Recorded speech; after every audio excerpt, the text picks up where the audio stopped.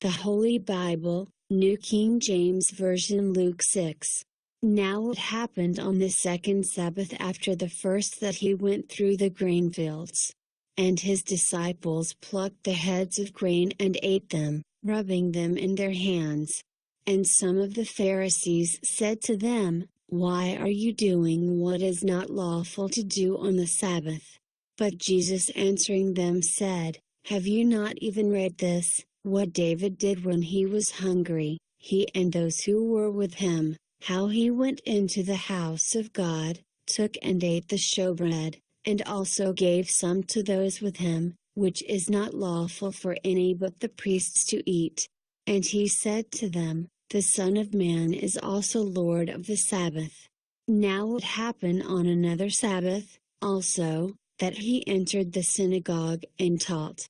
And a man was there whose right hand was withered. So the scribes and Pharisees watched him closely, whether he would heal on the Sabbath, that they might find an accusation against him. But he knew their thoughts, and said to the man who had the withered hand, "Arise and stand here." And he arose and stood.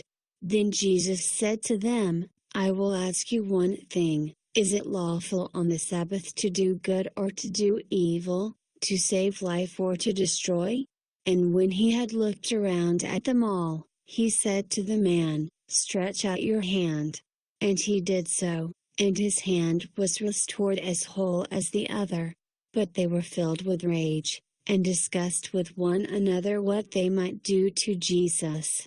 Now it came to pass in those days that he went out to the mountain to pray, and continued all night in prayer to God.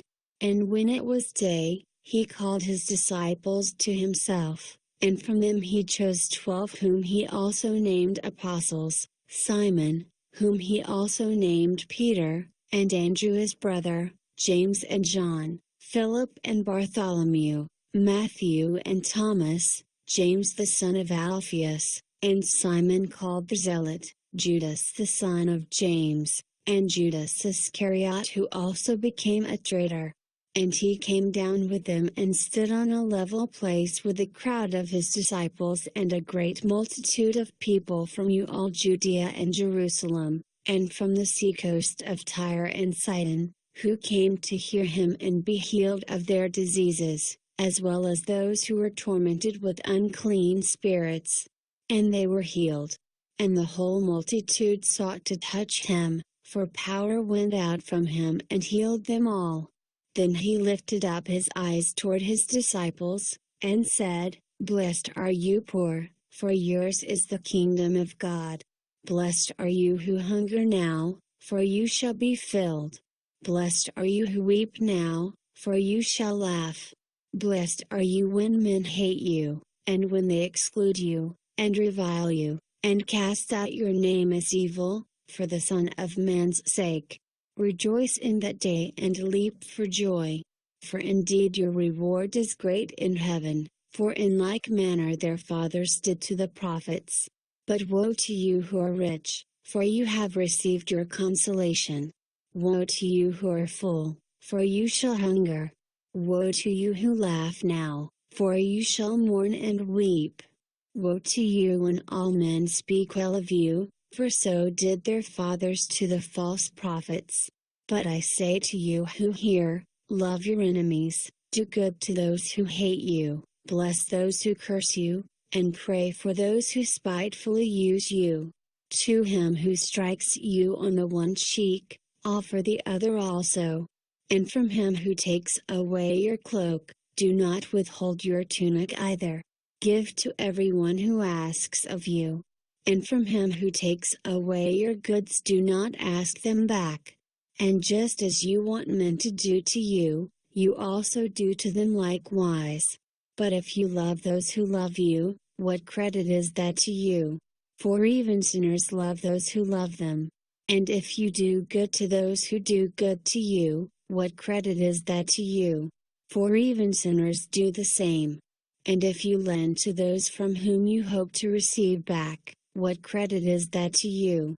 For even sinners lend to sinners to receive as much back. But love your enemies, do good, and lend, hoping for nothing in return, and your reward will be great, and you will be sons of the Most High. For He is kind to the unthankful and evil. Therefore be merciful, just as your Father also is merciful. Judge not, and you shall not be judged. Condemn not, and you shall not be condemned.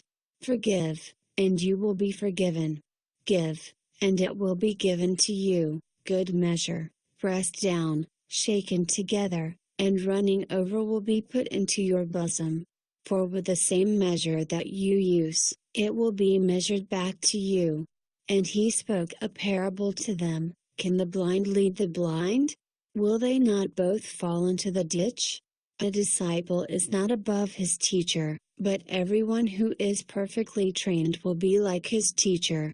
And why do you look at the speck in your brother's eye, but do not perceive the plank in your own eye? Or how can you say to your brother, Brother, let me remove the speck that is in your eye, when you yourself do not see the plank that is in your own eye? Hypocrite! First remove the plank from your own eye, and then you will see clearly to remove the speck that is in your brother's eye.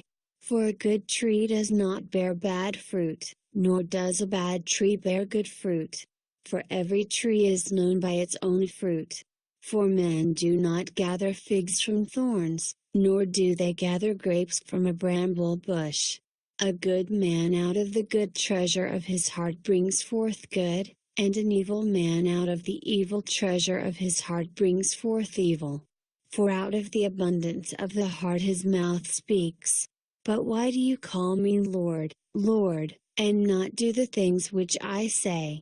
Whoever comes to me, and hears my sayings and does them, I will show you whom he is like. He is like a man building a house, who dug deep and laid the foundation on the rock. And when the flood arose, the stream beat vehemently against that house, and could not shake it, for it was founded on the rock. But he who heard and did nothing is like a man who built a house on the earth without a foundation, against which the stream beat vehemently, and immediately it fell. And the ruin of that house was great.